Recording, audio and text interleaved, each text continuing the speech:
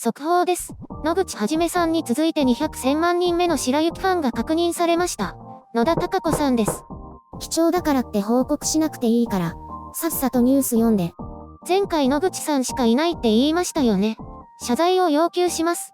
謝罪しません。いいからニュース読んで。はーい。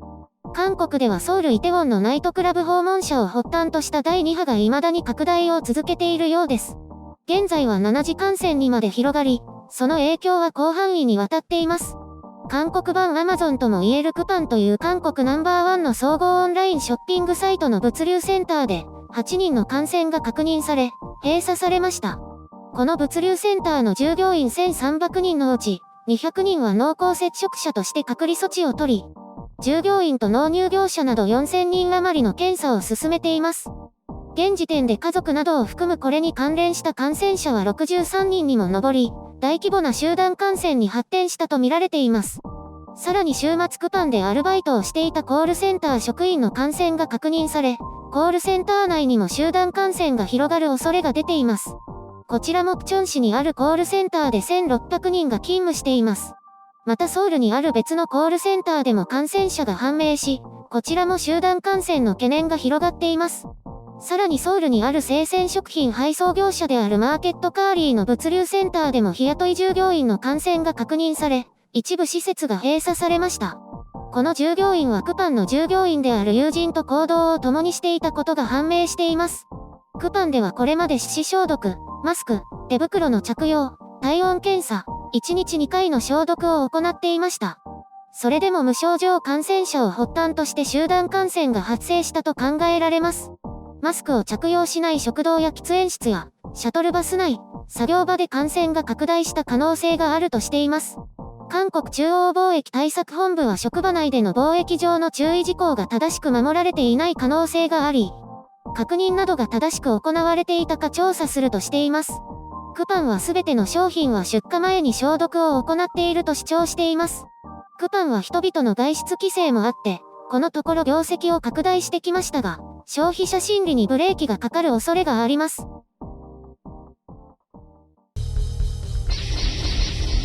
編集所管。K貿易と銘打って、貿易体制は世界に誇れるとしてきた韓国ですが、思わぬ第2波がこうして拡大を続け、これだけ長く苦しめられているという。一旦抑え込んだまでは良かったですが、ゴールデンウィーク以降の状況を見ると、K貿易とは何なのかと問わざるを得ませんね。それでもこのK貿易のおかげでこの程度で済んでいるのかもしれません。これまではナイトクラブを発端とした感染拡大の後遺症が長く続きながらもなんとか爆発的な拡大なくここまで来ましたが、ここに来てさらに一段階広がった印象を受けます。韓国は莫大な費用をかけて徹底的な検査と追跡を行い、それをK貿易だとしていますが、モラルハザードが起きているためなのか感染拡大が止まりません。クパン物流センターの感染拡大は5月中旬にも始まっていたとされていて、ゴールデンウィーク中やそれ以降の気の緩みがこれにつながっていると推測できます。韓国の医療機関には十分な余裕があるため、現段階で徹底した封じ込めは必要ないのではないかと思います。この物流センターのあるプチョン市では学生の登校が中止となるなど影響が出ています。感染した従業員の多くが居住しているインチョン市も同様の対応を取るなど地方自治体は萎縮しているようです。ソウルでは登校していた学生の感染も確認され、これも登校に影響を与えています。こうして再び感染が拡大し、人々が萎縮することで、韓国の経済回復への歩みにブレーキがかかることが懸念されます。韓国では事業保障やこうした徹底的な貿易対策によって支出が増大し、財政を圧迫し始めています。そもそもムン・ジェイン政権になってから財政の健全性が悪化していましたが、それに拍車がかかっているという指摘もあります。あるメディアはムン・ジェイン政権になって法人税と高所得者への所得税の税率を引き上げたことで、高所得者層が韓国脱出をしたことも影響しているとしています。こうした事情から、ある程度の拡大が広がったとしても、経済回復へと大胆な舵を切っていくべきだと思います。輸出への依存度が高く、内需だけでは経済が回っていかない韓国ではこれ以上の足踏みは危機的状態を生みかねません。第3四半期に回復が見込まれるとしてきた予測を、こうした集団感染のために覆す結果にしてしまえば、韓国の状況はさらに悪化しかねないからです。ただ、軽貿易の優秀さを世界に喧伝してきた韓国としては、ここで感染拡大防止策の手綱を緩めることはできないでしょう。欧米諸国は一見無謀なように見えても、経済回復へのシフトチェンジを強行しています。数値的根拠はあるようですが、韓国にはそれができるでしょうか。いつまで徹底対策を続けるつもりでしょうか。政府はこうした大規模な拡大が確認される前に、新たな経済対策を発表して経済復活への道をアピールしました。何でしたっけ？グリーンニューディール政策ですか？ムン・ジェイン大統領が提唱しているのは、これは脱炭素など気候問題に取り組みながら、脱原発を目指して再生可能エネルギーへと移行していくということで、バッテリー業界の株価は好反応を見せているようです。正直なところ、イノンバクやパククネが進めてきたものと原発以外の違いはあまりないと思いますが、どうなんでしょうね。韓国政府としてはこれまでの徹底対策と経済回復という一見矛盾したものを両立させようとしています。ただ国民感情がそれについていけるかどうかわかりません。おそらく矛盾を感じ、貿易対策の徹底を優先すべきだというのが世論でしょう。これまで作り上げてきた軽貿易の誇りと感染症への過度な恐怖が足かせとなるのではないかと思います。私はいっそのこと、実は大した効果を上げていない徹底追跡はやめてしまってはどうかと思います。韓国は医療機関には十分な余裕がありますし、徹底追跡徹底検査で費用が増大しているからです。無責任に聞こえるかもしれませんが、軽貿易はもう終了して、大胆な経済回復への道を歩むべきです。第2波にさらされてある程度の感染拡大を見たとしても、それをやらなければ韓国経済自体が潰れかねません。これまで医療崩壊を起こさず死亡率も低く抑えてきたわけですから、目先の結果にとらわれず、思い切って道を切り開くべきだと思います。決して無責任に言っているわけではありません。そしてまずは過度な恐怖や差別心にとらわれた国民の意識をより前向きなものに変える必要があると思います。日本も同様です。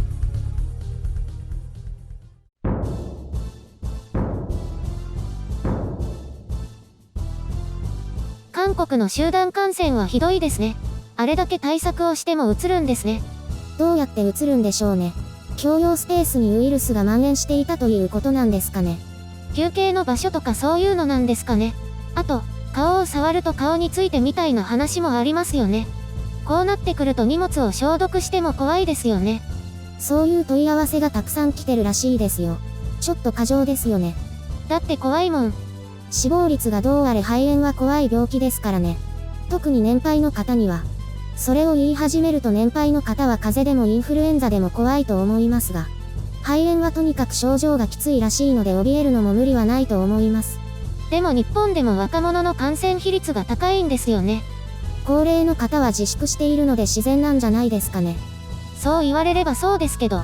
私は今の段階で撲滅とか感染ゼロを目指す必要はないと思いますね。医療機関に余裕がある限りは。余裕がなかったら？それなりの対策が必要ですよ。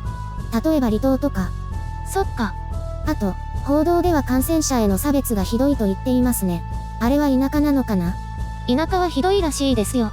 家に落書きされたりして引っ越さなければならなくなるんですって。田舎は田舎になればなるほど怖いですね。もともと排外的ですから。差別報道もどの地域か知りたいですね。地域差ってあると思います。変な人はどこにでもいるけどね。ただ報道は小さいものを大きく報じるので、それもこうした過剰な雰囲気を作っていますよね。あまりその意識がないようですけど。そういえば日本のワイドショーが日本語は飛沫が飛ばないから感染が少ないと報道して世界から嘲笑を浴びてました。ネットで見ましたけど日本のメディアも低質ですね。あの過剰演出はひどいです。でもああいうのを信じてしまう人がいるんですよね。きっと。放送局は本当に無責任ですよ。嘘を報じているわけではないですが、番組作りの過程でメリハリをつけようとしているのが過度な誇張になっていくんですよね。私もテレビ関係の仕事がありますけど、真実 5% を 100% のように見せますね。新聞の特集記事もしかりですけどね。このチャンネルもだけど。このチャンネルはちょっとメリハリが不足してると思います。面白くないですから。面白くないだと？まあそうなんだけど。もっと強くてわかりやすい言葉を使ったり、事実を際立たせる努力をすべきだと思います。なんでそんなこと言うの？今はネットでの過度な発言を自制する雰囲気ですよ。だって一応エンターテイメントでしょ？そのはずだけどね。パリッとしないよね。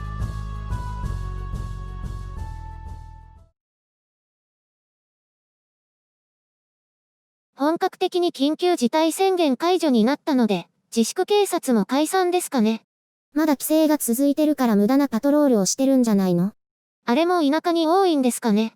都会にも田舎者はたくさんいますよ。あと怖い老人とか。高齢者の方は本当に命に関わるから警戒してるんですよ。あ、ちなみに私はマスク警察を続けてます。何それ？